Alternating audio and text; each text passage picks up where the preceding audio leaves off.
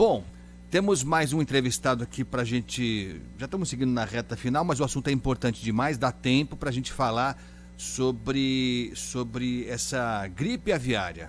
Gripe aviária, primeiro caso suspeito de gripe aviária em humanos, está sendo analisado pelo Ministério da Saúde. É um homem de Vitória, no Espírito Santo.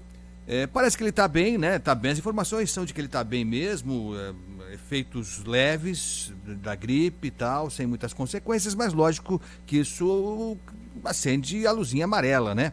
E para a gente saber exatamente o que significa isso, esse primeiro caso suspeito de gripe aviária em humanos, está com a gente aqui o Dr. Jean Gorenstein, que é infectologista e ex-secretário de saúde aqui de São Paulo. Dr. Gorenstein, muito bom dia, obrigado por atender aqui mais uma vez o ouvinte da Rádio Bandeirantes. Bom dia, Agostinho, Cláudio e todos os amigos e ouvintes aí da Rádio Bandeirantes.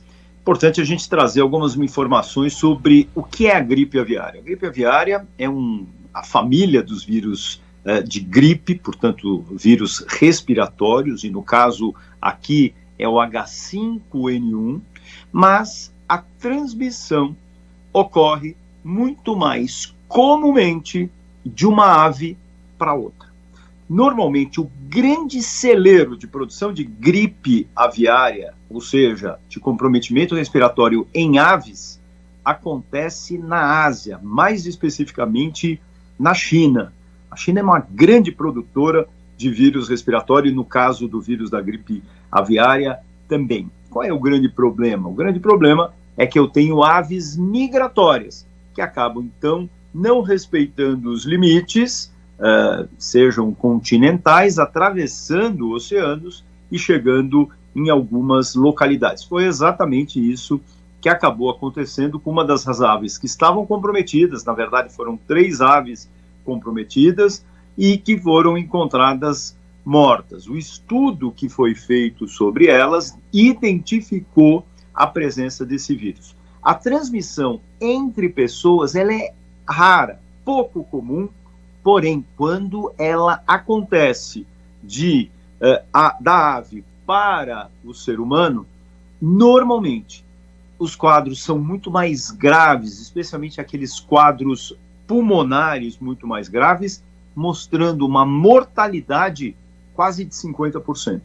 Então, hoje, o encontro dessas aves que foram identificadas, assim como o bloqueio de todas as pessoas que tiveram contato com essas aves de alguma forma, ou com profissionais que entraram em contato com essas aves, sendo mantidos no que nós chamamos em quarentena, e aquele que tem sintoma respiratório em isolamento por 10 dias, enquanto os estudos acontecem. Mas, nesse caso, todas as atitudes que foram tomadas pela Secretaria de Saúde do Estado do Espírito Santo, especialmente do setor de vigilância epidemiológica, foram realmente rápidas.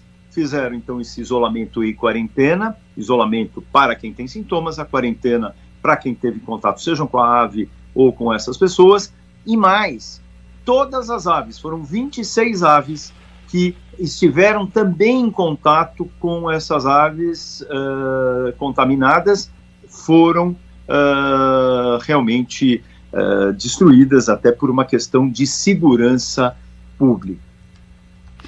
Secretário, muito bom dia. Bem-vindo aqui ao nosso programa, trazer esses esclarecimentos aí que são tão necessários neste momento. Há uma grande apreensão, exatamente pelo fato de esses casos terem sido detectados em aves silvestres, né?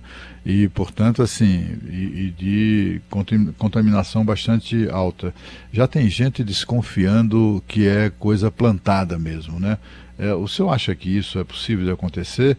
Porque, como, aliás, houve muitas suspeitas sobre as origens, até hoje, né? Sobre as origens da Covid, eu queria saber se o senhor considera que isso pode ser algo produzido ali, vazado de algum laboratório, ou de propósito ou acidentalmente, e também se há o que fazer para se preservar disso, né? Ou daqui a pouco vai aparecer gente ganhando dinheiro aí, criando vacinas contra isso. Enfim, como devemos nos proteger dessa gripe aviária, hein, doutor? Bom, primeira questão, como disse, a própria China é um grande celeiro de produção de vírus, e esses vírus passam a ser de animais, de aves. A gente teve dali o surgimento também do H1N1, que veio transmitida de aves para os portos. São exatamente aves migratórias que vieram da região da Ásia, acabaram pousando especialmente no México, e ali transmitiram para um suíno, por isso a gripe suína. E a partir de então, houve uma facilitação da transmissão do porquinho para o ser humano, diferente da transmissão da ave para o ser humano. Esse vírus ele não se adapta tanto ao organismo humano, e por isso ele leva a quadros graves e mata o seu hospedeiro. E a gente tem que lembrar que esses vírus dependem do paciente para continuar vivos. Eles são o que a gente chama de parasitas intracelulares obrigatórios. Ele depende do indivíduo vivo. Como ele leva a quadro grave, morre, na maioria dos casos, os seus pacientes, ele acaba, então, não prosperando. Mas, nesse sentido, é muito importante que todos os setores de vigilância sanitária estejam atentos.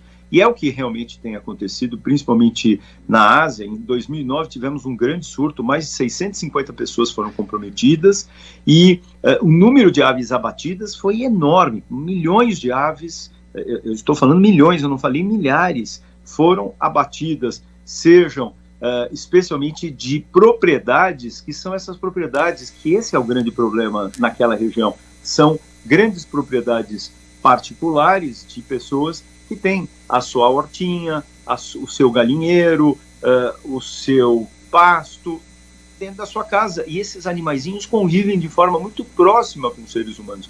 Por isso essa produção viral muito grande, muito intensa. Então, nesse sentido, ter essa vigilância das vigilâncias sanitárias e epidemiológicas, como é o que tem acontecido mesmo na China, tem feito com que o Brasil continue mantendo a bandeira de isenção, de não risco de termos a gripe aviária humana no nosso país. Bom, estamos terminando aqui o Jornal Gente, mas só para corroborar o que está dizendo o Dr. Jean Gorenstein, esse paciente não teve o nome revelado, ele é um homem de 61 anos, de Vitória, ele trabalha no parque onde foram encontradas essas aves contaminadas, mas ele teve sintomas leves, estava para sair do isolamento ontem, né, para ter alta médica e tal. Não achei nenhuma informação de que tenha acontecido isso, mas se não aconteceu ontem, vai acontecer hoje, nas próximas horas, então vai estar tudo liberado. Quer dizer, doutor Gorenstein, não é algo que a gente tenha que perder o sono por causa disso, até pelo fato do Ministério da Saúde, da Secretaria de Saúde lá do Espírito Santo terem agido com presteza, né? Sem dúvida alguma, Agostinho. Para ter uma ideia, o Ministério da Saúde tem essas medidas protetivas de uma forma muito mais rápida, célere e enérgica, assim como as vigilâncias, como disse, epidemiológicas de cada estado que atuaram rapidamente.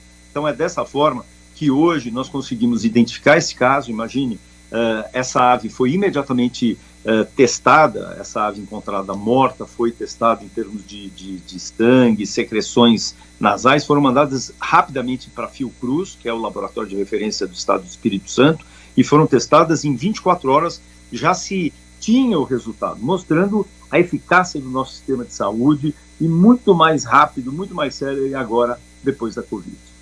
Perfeito. Doutor Jean Gorenstein, muito obrigado mais uma vez pela presença aqui na Rádio Bandeirantes. Um bom final de semana para o senhor e até uma próxima. Muito obrigado a você, Agostinho, Cláudia, a todos os ouvintes da Rádio Bandeirantes.